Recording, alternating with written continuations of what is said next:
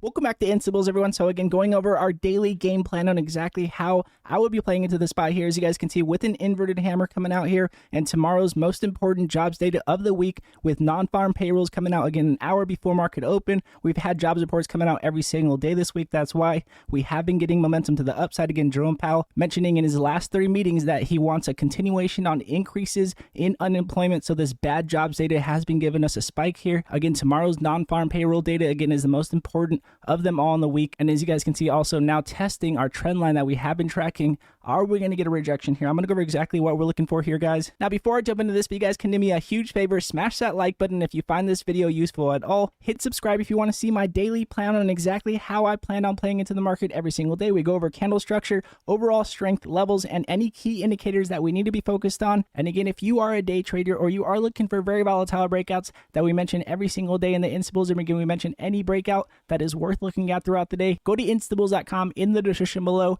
and you will never miss a breakout alert today again.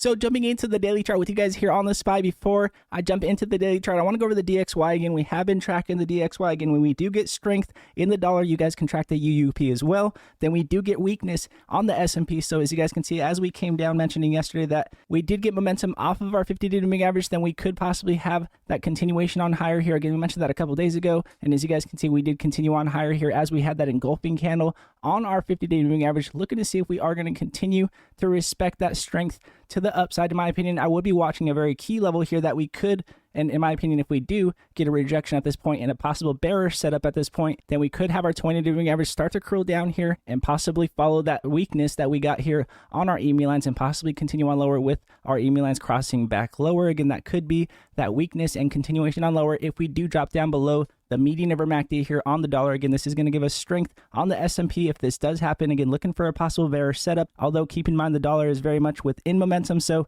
we don't exactly want to play against the dollar at this point. We want to see if we do get a bearish setup and then looking for confirmation from there. So jumping back to the SPY based on that momentum, as you guys can see, testing our 20-day moving average with an inverted hammer. Again, testing and clearly testing as we have our inverted hammer showing us that we are definitely testing our 20-day moving average as we are testing our trend line that we have been tracking. And again, getting that false breakout above with our anticipation on a major decrease in CPI that we did not get. And as you guys can see, in result, we took away that anticipation and momentum. We did continue on lower. We are wondering if the same thing is going to happen here with this jobs data and possibly with the CPI report coming up. Again, if we get a bad jobs report and a good CPI, meaning a lower CPI than prior at 8.3, then we could have anticipation on that possible Fed pivot. But if the Feds do not listen to this data, they mentioned that we possibly need to continue on with increases in rates, then the market will take a lot away of this anticipation like we had prior to CPI. So just keeping that in mind as we do have this data coming out tomorrow and then CPI next Thursday. Now looking at our overall strength as far as what can happen going to tomorrow, as you guys can see, we do have our EMA lines that are crossing. Typically this is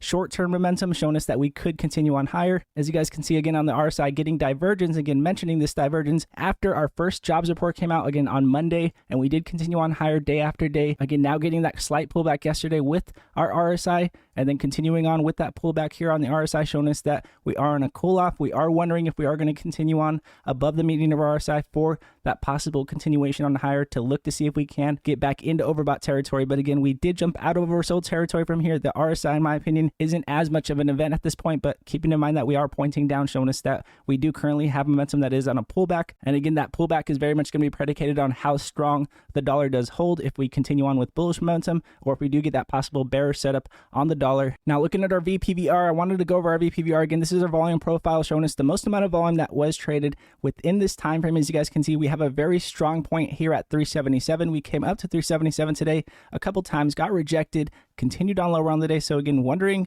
if we can get above 377 in my opinion and continue on above our 378 level. Again, mentioned this 377, 378 level the last couple of days as we did get a rejection to the upside. We did not hold the body of our candle above this point. So again, with tomorrow's non-farm payrolls, if we continue on above 378, then we could be possibly looking to see if we can respect our 20-day moving average going into CPI next week. We will see exactly what kind of setup we get at this point in time with our 20-day curling down and overall with that bearish momentum on our monthly chart, as again, we do still sit on a kiss of death here. We need to make sure we are careful. This smaller green candle here opening with an inside green candle could turn into anything here. It could turn into a possible continuation on the bounce here on our 50-day moving average, or it could possibly turn into a giant wick to the upside again if the Feds ignore jobs reports and CPI going into next week. So we'll see exactly what happens. It's going to be very predicated on exactly how the Feds react. Now, again, with that said, if you are a day trader or you are looking for very volatile breakouts that we mention every single day in the Instables room, go to instables.com